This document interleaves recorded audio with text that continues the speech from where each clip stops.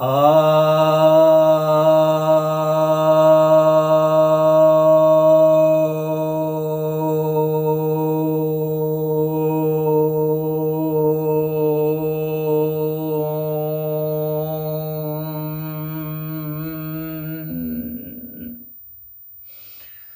सभी भक्तजनों को सप्रेम नमन। तो आज मैं आपको समाधि के तीसरे वीडियो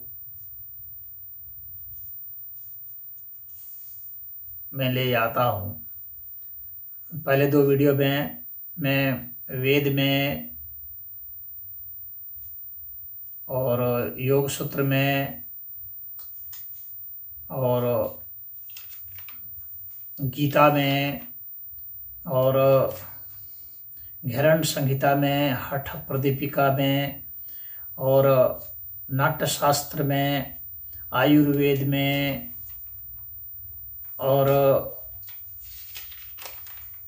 योग तत्वोपनिषद में और त्रिशिख ब्राह्मणोपनिषद में जो समाधि के विषय में कहा गया था और विज्ञान भैरव तंत्र में जो कहा गया था उसको मैंने आपको बताया विस्तार से। वो उन दो जो समाधि के वीडियो हैं उसको अवश्य देख लेंगे तो समाधि के विषय में आपको पूरी जानकारी होगी। और आज जो है हम लोग ये जो है मैं अंतिम भाग आज बता रहा हूँ। तो आज जो हम लोग योग चूड़ामणि उपनिषद में समाधि के विषय में क्या कहा जा रहा है यह देखते हैं। इसका जो मंत्र है 109वां मंत्र है। इसमें कहा जा रहा है आसनेन रुजहन्ति प्राणायामेन पातकम विकारम मानसम योगी प्रत्याहारेण मुंचति। अर्थात आसन से रोगों का नाश होता है। योगासन वगैरह जो होते हैं उसमें जो है रोगों का नाश होता है। प्राणायाम से पापों का नाश होता है। जो हमारे पाप कर्म है उनका नाश प्राणायाम से होता है। इसलिए पापों का नाश करना है, जम के प्राणायाम करें। रोग का नाश करना है, जम के हर प्रकार के आसन करें। और मन के विकार प्रत्याहार से दूर होते हैं। तो हमारे प्रत्याहार वाले वीडियो में चले जाएंगे जिसमें योग सूत्र में प्रत्याहार के विषय में मैंने बताया हुआ है। तो उसमें देखेंगे तो प्रत्याहार यदि आप करते हैं तो मन के विकार उससे दूर हो जाते हैं। यह योग चूड़ामणि उपनिषद का 109वां मंत्र कह रहा है। 110वां मंत्र क्या कह रहा है? धारणाभिहीर मनोधर याति चैतन्यम अद्भुतम समाधो मोक्षम आपनोति त्यक्त्वा कर्म शुभाशुभम। अर्थात धारणा से मन में धैर्य आता है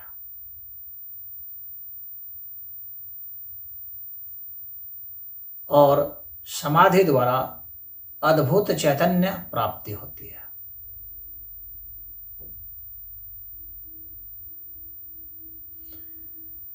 तो समाधि से क्या होता है? अद्भुत चैतन्यता प्राप्ति होती है। यानी जड़त्व से यह आगे की अवस्था है, चैतन्यता है। यहां पर गति नहीं होती है, गति से उपराम हो जाता है व्यक्ति। और इस प्रकार हो जाने से क्या होता है? शुभ और अशुभ कर्मों का नाश हो जाता है। अच्छे कर्म और बुरे कर्म इन दोनों का नाश हो जाता है। यानी उसके जो संस्कार भी रहते हैं उसका भी नाश हो जाता है। और अब आपके द्वारा कोई भी कर्म न शुभ होगा न अशुभ होगा। अब आप सिर्फ जो है कर्ममय हो जाते हैं। और कर्ममय भी ऐसा कि कर्म से भी छुटकारा हो जाता है। यानी आप अकर्म में हो जाते हैं। अकर्म होते हुए भी अपने अकर्म होते हुए भी आप कर्म करते हैं। वह निष्काम कर्म कहलाता है एक तरह से। तो वहाँ न शुभ है न अशुभ है। और आपके द्वारा जो भगवान कृष्ण ने गीता में कहा है निष्काम कर्म वह होता है। यानी कर्म की आप में कोई ऐसी भावना नहीं है, लेकिन आपके भीतर से स्फुरण है। परमात्मा की तरफ से जो स्फुरण है उसी को ही आप अंजाम देते हैं। उसका न विरोध करते हैं न ही उसको आप बहुत प्रेरित करते हैं। बस उसको जैसा है वैसा वैसा होने देना। तो ऐसी स्थिति में होने से क्या होता है? मोक्ष को प्राप्त होता है। यहाँ लिखा हुआ है समाधो मोक्षम आपनोति। समाधि से मोक्ष की प्राप्ति होती है। मोक्ष अर्थात मुक्ति। मुक्ति मतलब किस चीज से मुक्ति? सुख दुख से मुक्ति, लाभ हानि से मुक्ति, जय पराजय, हर तरह के जितने भी द्वंद्व हैं इन सबसे मुक्ति, शुभ अशुभ, पाप पुण्य, सबसे मुक्ति, हर प्रकार के द्वंद्वों से मुक्ति होती है। जन्म मृत्यु इन सबसे, यानी द्वंद्व से मुक्ति को मोक्ष कहा जाता है। तो द्वंद्व से ऊपर उठ जाना, निर्द्वंद हो जाना, यह जो है मुक्ति है। क्योंकि कोई जो केवल अवस्था है, जब सिर्फ वही है, केवल है, तो फिर बंधेगा कैसे? बंधन होगा ही नहीं। बंधन तो जब दो की भावना होती है तभी बंधन होता है। जब अद्वैत अवस्था हो गई फिर बंधन कहाँ? फिर तो वो मोक्ष हो जाएगा। तो यह बात है। तो यह समाधि से उपलब्ध होता है। समाधो मोक्षम आपनोति। अब मंत्र 111 है, इसमें कहा जा रहा है प्राणायाम द्विषटकेन प्रत्याहारः प्रकीर्तितः प्रत्याहार द्विषटकेन जायते धारणा शुभ। अर्थात 12 प्राणायाम के 12 बार अभ्यास से प्रत्याहार होता है। यानी 12 प्राणायाम को, किसी भी 12 प्राणायाम को लेंगे और उसको 12 बार अभ्यास करेंगे उसकी पूर्णता में। हर प्राणायाम की पूर्णता होती है, 108 बार जपते हैं तो उसकी पूर्णता होती है। तो 12 प्राणायाम को 12 बार अभ्यास करने से प्रत्याहार सिद्ध हो जाता है। और 12 प्रत्याहार का अभ्यास से धारणा की उत्पत्ति होती है। यही यह मंत्र कह रहा है। तो आपको कैसे प्राणायाम, कितना प्राणायाम करना है, उसके बाद कितना प्रत्याहार करना है, इससे आपको पता चल जाएगा। इससे धारणा की उत्पत्ति होती है। अब मंत्र 112 क्या कह रहा है? धारणा द्वादश प्रोक्तम ध्यानम योग विशारदे ध्यान द्वादशकेनैव शम धीरभिधीयते। ये 112वां मंत्र जो है योग चूड़ामणि उपनिषद का बहुत ही बढ़िया मंत्र है। यह कह रहा है योग के विशारदों ने, यानी योग के जो परम ज्ञानी हैं उन लोगों ने क्या कहा है कि 12 धारणा को ध्यान कहा है। 12 धारणा जब हो जाएगा तो ध्यान हो जाएगा। और 12 ध्यान को अगर आप कर लेते हैं तो समाधि हो जाएगी। तो समाधि कब होगी? जब 12 ध्यान करेंगे तब। और ध्यान कब होगा? जब 12 धारणा करेंगे तब। और धारणा कब होगी? जब 12 प्रत्याहार करेंगे तब। प्रत्याहार कब होगा? जब 12 प्राणायाम को 12 बार करेंगे तब। तो यह जो बताया गया कि कैसे कैसे करना है, कितना करना है। बाकी प्राणायाम क्या है, प्रत्याहार क्या है, धारणा ध्यान क्या है, यह जो है योग सूत्र का जो हमारा वीडियो है उसमें जाके देखिएगा तो उसमें आपको मिल जाएगा ये सब। अब मंत्र 113 में क्या कहा गया है? समाधो परम ज्योतिरनंत विश्वतोमुखम तस्मिन् दृष्टे क्रियाकर्म व्ययातो न विद्यते। यह समाधि से क्या होगा वो यहाँ बता रहे हैं। समाधि होने पर परम ज्योति और अनंत और विश्वमुख का भाव होता है। उससे क्रिया कर्म और आवागमन छूट जाता है। तो कौन सा भाव उत्पन्न होगा? परम ज्योति का, यानी ऐसी ज्योति जिसको वास्तव में, ज्योति का मतलब इस प्रकाश से, ये जो प्रकाश जो है इससे नहीं समझना चाहिए, क्योंकि ये प्रकाश जो है वह तो पदार्थ है, वह तो ऊर्जा है, इसकी तो गति होती है। परम ज्योति वह है जिसकी गति नहीं होती है, गत्यातीत है, वह गति से परे है, वह चैतन्य अवस्था है।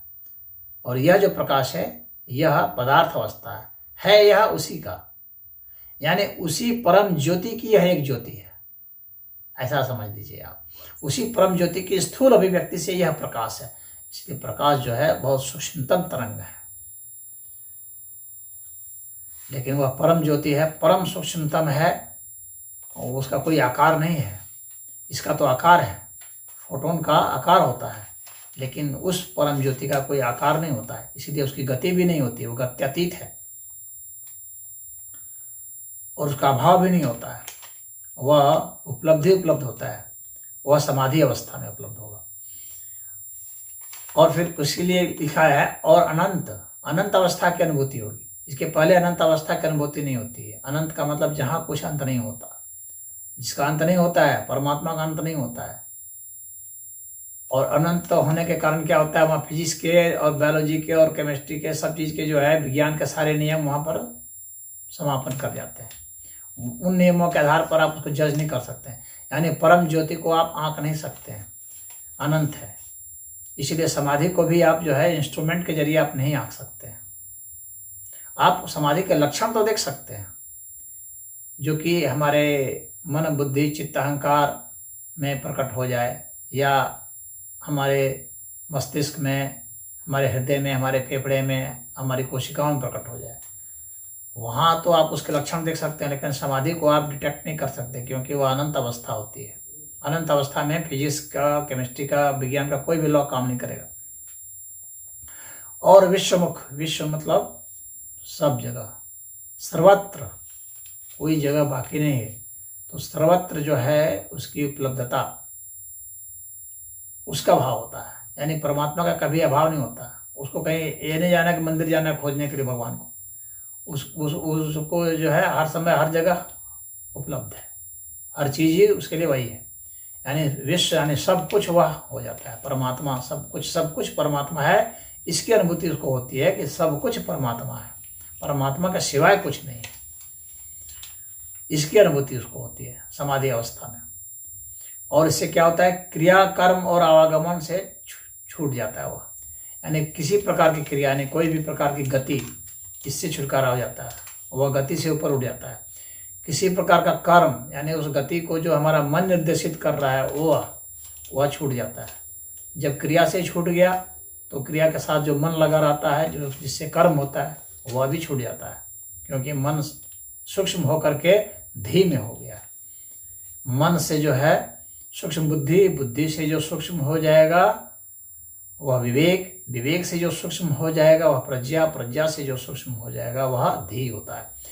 तो इसीलिए, और कर्म जो है मन से होता है। तो जब धीमे हो गया तो यह कर्म जो है छूट जाता है, और आवागमन छूट जाता है, आना जाना छूट जाता है, यानी वह गति, यानी जन्म मृत्यु, यहाँ पर जन्म मृत्यु समझ लीजिए। तो आना जन्म 50 तरह के जो आना जाना हम लोग का है, हम लोग को कई योनियों में जो हम लोग भटकते हैं, वह आवागमन छूट जाता है। तो यह योग चूड़ामणि उपनिषद कह रहा था। अब योग कुंडल्योपनिषद देखते हैं कि योग कुंडल्योपनिषद जो है वह समाधि के विषय में क्या कहता है। मंत्र 12 यह कह रहा है, खट चक्राणि परिज्ञात्वा प्रतिशेत सुखम मंडले,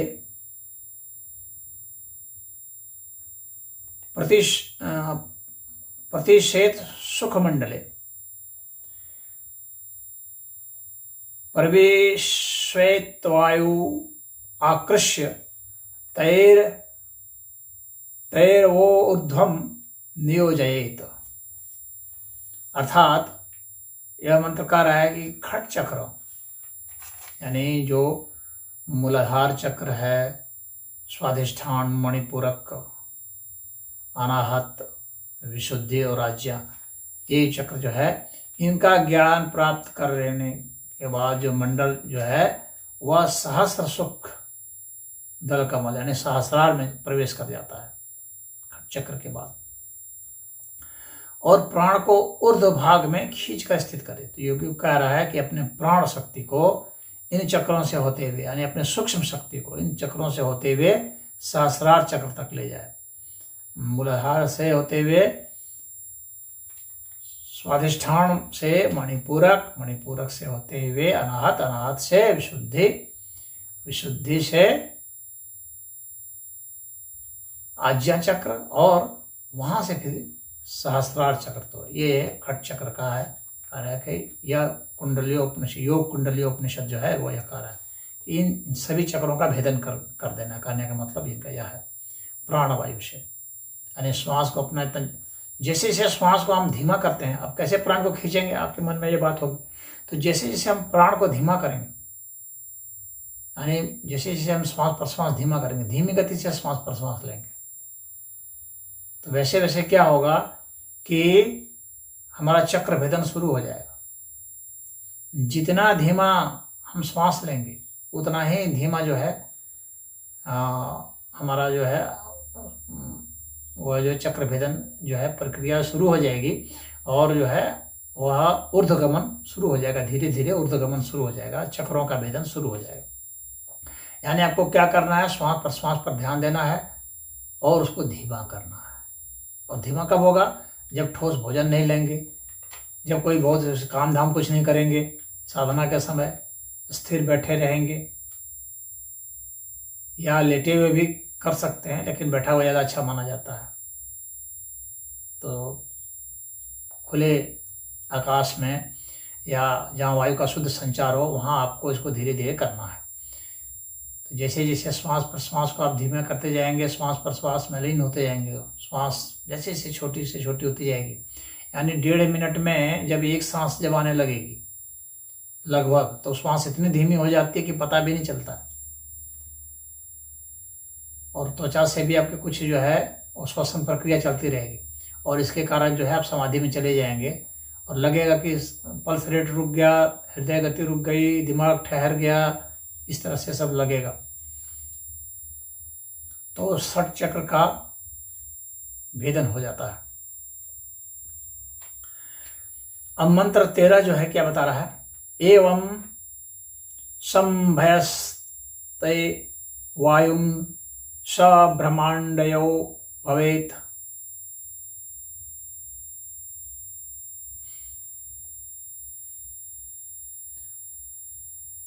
वायुं बिंदु तथा चक्रम चिदम चव संभयसेत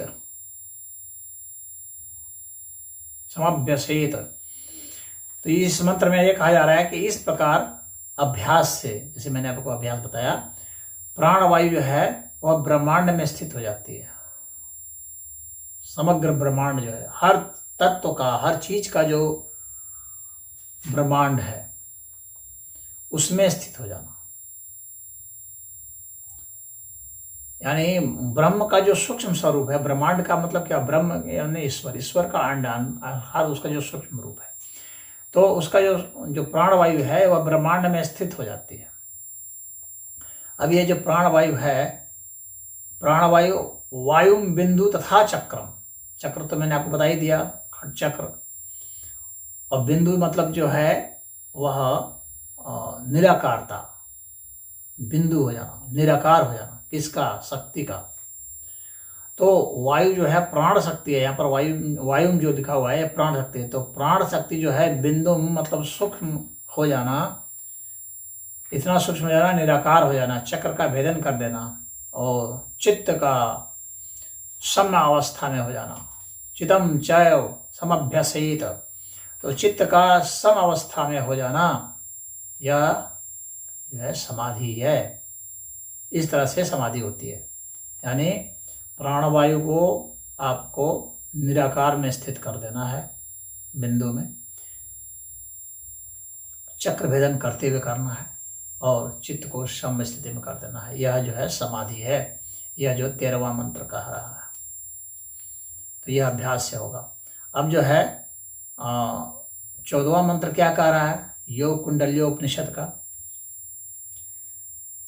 समाधि में केन सममृतम यान्ति योगिनः यथा अग्निर्दारु मध्यस्थो नौतिष्ठन् मंथनम बिना।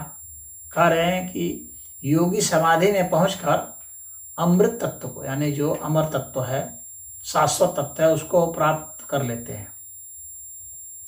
जिस प्रकार लकड़ी में विद्यमान अग्नि बिना लगातार रगड़ के उत्पन्न नहीं होती है, उसी प्रकार बिना अभ्यास के समाधि कभी दीपक जो है प्रज्वलित नहीं होता। कहने का मतलब है कि आपको समाधि जो है ऐसे ही अनायास नहीं मिल जाएगी आपके लिए। आपको इसके लिए अभ्यास और वैराग्य से, पतंजलि जी कहते हैं ना, अभ्यास वैराग्याभ्याम तन निरोधा। अब अभ्यास और वैराग्य से ही उसका निरोध होगा, अभ्यास और वैराग्य से ही समाधि आपको लगेगी। यह जो है हमारा योग कुंडल्यो उपनिषद बता रहा था। अब ध्यान बिंदु उपनिषद क्या कह रहा है, इसको हम लोग देख लेते हैं। यह बहुत महत्वपूर्ण शास्त्र है उपनिषद। मंत्र 41 यह क्या कह रहा है, आसनम प्राण संरोधः प्रत्याहारश्च धारणा ध्यानं समाधिरेतानि योगांगानि भवन्ति षट्। यह 41वां मंत्र है। यह कह रहा है कि आसन, प्राणायाम, प्रत्याहार, धारणा, ध्यान और समाधि ये योग के 6 अंग है। देखिए यहाँ पर 6 अंग बताया गया है, कहीं पर 7 अंग बताया गया, कहीं पर 8 अंग बताया गया है। तो यहाँ पर आसन को शामिल किया गया, प्राणायाम यानी यम नियम को शामिल नहीं किया गया इसमें, तो इसलिए इसमें अंग जो है 6 हो गए। ध्यान बिंदु उपनिषद में योग के 6 अंग बताए जा रहे हैं। अब इसके बाद मंत्र 62 क्या कर रहा है? हंस हंसैत्यमुं मंत्रम जपति सर्वदा कथानि खड़दिवारात्रम सहस्राण्येकविंशतिः। तो यह मंत्र 62 बता रहा है कि हकार ध्वनि, यानी जब हम श्वास छोड़ते हैं ना तो ह की ध्वनि आती है। जब सांस छोड़ते तो ह, यानी जब रिचक कर रहे हैं तो ह की ध्वनि आ रही है, और जब पूरक कर रहे हैं यानी सांस भर रहे हैं तो सकार की ध्वनि आती है। तो कह रहे हैं कि हंस यानी ह और स, यानी जब छोड़ते हाँ और ले रहे हैं तो स, तो हंस की ध्वनि, ये हंस का ये जो है ये लगातार ये जो है ये ध्वनि आती जाती रहती है। यानी इस प्रकार का यह जो जीव है, यह जीव सदा यह हंस ध्वनि करता रहता है, यह मंत्र जपता रहता है, यानी यह श्वास प्रश्वास आती जाती रहती है। और ये श्वास प्रश्वास आती जाती रहती है, कितनी बार आती जाती है? तो अमूमन जो है 1 मिनट में 18 से 20 बार के आसपास होती है औसत। तो एक दिन रात में यानी 24 घंटे में अहोरात्र में 21,600 मंत्र जप होता है। सहस्राण्येकविंशतिः, एक दिवारात्र में 21,600 बार मंत्र जप होता है। अब इसके बाद 63वां मंत्र क्या कह रहा है? एतत् संख्यान्वितं मंत्रम जीवो जपति सर्वदा अजपा नाम गायत्री योगिनां मोक्षदा सदा। अर्थात इन संख्याओं से जीव सदा मंत्र जप करता रहता है, जिसे अजपा गायत्री योगी सब कहते हैं। यह मोक्षदायिनी है। अर्थात अब आपको समझ में आ गया कि आपको ये 21,600 बार जो है यानी श्वास का हर सौ जो ध्वनि है, इस ध्वनि को सुनना है, इसे महसूस करना है। अभी यहाँ पर एक विधि बताई जा रही है कि आपको इस हंस का जो जाप हो रहा है, अपने आप ही जो जाप हो रहा है, यानी जीव जो जाप कर रहा है, आपको क्या करना है? उसका सामान्य रूप से बोध नहीं होता है, आपको उसका बोध करना है। यानी ऐसी कोई श्वास नहीं आए, ऐसा कोई प्रश्वास नहीं आए और जाए जिसको कि आपको पता ना चले। यानी इतना आपको अलर्ट रहना, सक्रिय रहना है लगातार। जितनी लंबी जाप आ रही है, जितना मतलब ध्वनि आ रही है जा रही है, जितने श्वास प्रश्वास चल रही है, जहाँ तक उसकी अनुभूति हो रही है, जहाँ तक फीलिंग हो रही है, और इसी मध्य में आपको जो जो और भी अनुभूतियाँ हो रही है, दिल का धड़कना, प्रेशर का होना, खून में सिराओं का दौड़ना, ये सब भी अनुभूति होती रहेगी साथ में। और ये श्वास प्रश्वास की थी। तो कितना 21,600 बार एक अहोरात्र में आपको कर लेना है। ये वो इतना अनुभूति कर लेंगे तो इससे क्या होगा? इससे जो है गायत्री छंद है, यह रश्मि है, गायत्री रश्मि, यानी यह ऊर्जा की सूक्ष्म से सूक्ष्म जो है वो जो होती है वह है, यह उसकी सूक्ष्म अनुभूति है यह ऊर्जा की। इसको गायत्री कहते हैं। तो यह अजपा गायत्री यानी जिसको जपना नहीं पड़ रहा है, यह तो ऊर्जा की सूक्ष्म रश्मि है, यह तो विद्यमान ही विद्यमान है, यह है ही है। उसके ही प्रभाव से ये श्वास प्रश्वास आ रहा है। यहाँ पर जो है हमारा जो श्रुति ग्रंथ है वह बतला रहा है कि यह जो श्वास प्रश्वास कहाँ से आ जा रही है भाई, इसके पीछे प्रेरक कौन है? तो आप कहेंगे फेफड़े से होता है, लेकिन इस फेफड़े को कौन प्रेरणा दे रहा है? फेफड़े को भी तो कोई प्रेरणा दे रहा होगा। तो आप कहेंगे कि मस्तिष्क के से होता है, मस्तिष्क के हार्मोन से होता है, उसको भी तो कोई प्रेरणा दे रहा होगा। उसको कौन प्रेरणा दे रहा है? आप कह सकते हैं कि हमारा जो DNA है वह उसको प्रेरणा दे रहा है। लेकिन डीएनए को कौन प्रेरणा दे रहा है, ये प्रश्न तो वहां जाएगा ना। तो यहाँ पर ये कहा जा रहा है कि यह जो प्रेरणा आ रही है यह गायत्री छंद से आ रही है, यानी यह ऊर्जा की वह जो सूक्ष्म रश्मि है उसको गायत्री कहते हैं, उससे ही यह प्रेरणा आ जा रही है उस छंद की, वह गायत्री छंद की अनुभूति। यह ध्वनि की सूक्ष्म सूक्ष्म अनुभूति है यह गायत्री। ध्वनि तो ऊर्जा हो गई, उसकी भी सूक्ष्म अनुभूति है यह गायत्री। तो यह इसके प्रभाव से यहाँ पर यह जो है श्वास प्रश्वास हो रहा है। तो यह जो श्वास प्रश्वास है इसमें जो ध्वनि है ह और स, हाँ और स, हंस एक तरह से। तो यह जो है लगातार जीव का चल रहा है। तो जब तक ये चल रहा है तब तक प्राण है, ये निकल गया बस क्या हो गया, मर गया। मरने और समाधि में क्या अंतर है, समाधि में मरता नहीं है। समाधि में क्या होता है कि यह जो है ये जो श्वास प्रश्वास है ये दिमाग में अटक जाता है, जाकर के ये दिमाग में जाकर के एक जगह स्थिर हो जाता है, सहस्त्रार में यह स्थिर हो जाता है, अटक जाता है वहाँ। तो यह गायत्री छंद के कारण होता है अजपा। वहाँ पर श्वास प्रश्वास की ध्वनि जो है बहुत सूक्ष्म हो जाती है, पता नहीं चलता है कि श्वास आ रही है कि जा रही है। सांस छुएंगे तो लगेगा कि श्वास आ जाने दी, दिल को छुएंगे तो पता चला दिल धड़क नहीं रहा है, पल्स को छुएंगे तो पता चला पल्स गायब हो गया। तो जो मृत्यु के जो वो होते हैं वो सब गायब होते हैं। आंखें जो है स्थिर हो जाती हैं, स्तब्ध हो जाती हैं।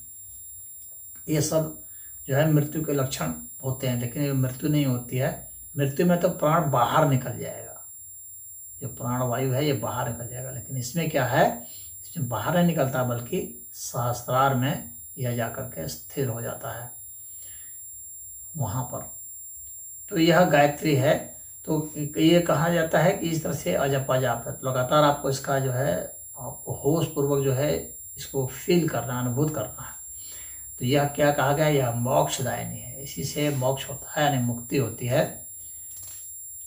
और सायुज्य मुक्ति है, सालोक्य मुक्ति है, कई तरह की मुक्ति भी है।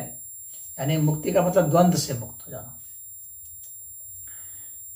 सुख दुख लाभ हानि जय पराजय, स्थिरता गति, तो निंदा स्तुति, हर सब चीज़ों से मुक्त हो जाना, दिन रात जन्म मृत्यु, इस तरह से सबसे मुक्त हो जाना ही मुक्ति है। सालोक्य मतलब कि एक डायमेंशन से मुक्ति। तो डायमेंशन से मुक्त हो जाने का मतलब वो वैकुंठ धाम चला जाता है, जिसको वास्तव में डायमेंशन से मुक्ति कहा जाता है, सालोक्य। सायुज्य मतलब विष्णु के साथ एक हो जाना, यानी अद्वैत अवस्था, वह भी मुक्ति है। सारूप्य यानी विष्णु के जैसा रूप हो जाना, परमात्मा के जैसा रूप हो जाना, सारूप्य समाधि।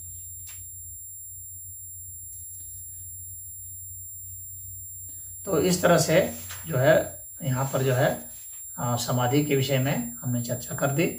3 भाग में वीडियो था, मैंने विस्तार से चर्चा कर दी। उसमें कैसे समाधि में जाएंगे यह भी बता दिया, समाधि के क्या लक्षण होते हैं यह भी बता दिया, समाधि मृत्यु में क्या अंतर होता है वही बता दिया, समाधि एक समाधि से दूसरे समाधि में कैसे जाग जाते हैं, अपने आप ही कैसे खिंचाव हो जाता है अगर संकल्प रहता है, तो अगर इच्छा रह जाती है शरीर को धारण करने की तब होता है।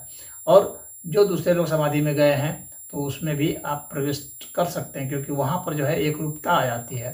वहाँ ऐसा नहीं है कि आप और हम और अलग अलग नहीं रह गए, वहाँ पर तो सम अवस्था हो जाती है, वहाँ पर तो शाश्वतता हो जाती है, निरंतरता हो जाती है, और वह उस अवस्था के साथ हो जाता है। वो एक नहीं हजारों लाखों रहेंगे तो वहाँ पर वो अवस्था हो जाती है। फिर सगुण समाधि होती है तो उसको वापस लाया जाता है, निर्गुण समाधि नहीं वापस आएगी। तो यह जो है हम बता चुके हैं कि व्यक्ति जो है खुद भी अपना प्राण छोड़ सकता है, उत्सर्ग कर सकता है, और चाहे तो अपने शरीर में रह सकता है और अपने स्व में जा सकता है, अपने आत्मा में जा सकता है, वहाँ के आनंद को वह भोग सकता है, वह देव स्वरूप हो सकता है, अर्थात वह ऊर्जा के अधिष्ठाता स्वरूप में भी हो सकता है अगर सगुण में है तो यह जो है सभी प्रकार के समाधियों का और उसके सब स्वरूपों का शास्त्र सम्मत, मैंने शास्त्र का प्रमाण देते हुए, ताकि यह न लगे कि मैं अपने मन से कोई बात बना के कह रहा हूँ, तो यह भी आपको दिया। क्योंकि हम लोग को समाधि भी लगानी है तो शास्त्र सम्मत समाधि लगानी है, तो मैंने आपको हर प्रकार से समझा दिया है। उम्मीद है कि समाधि के विषय में आपकी सारी जिज्ञासाएं शांत हो गई होगी। हरि ओम।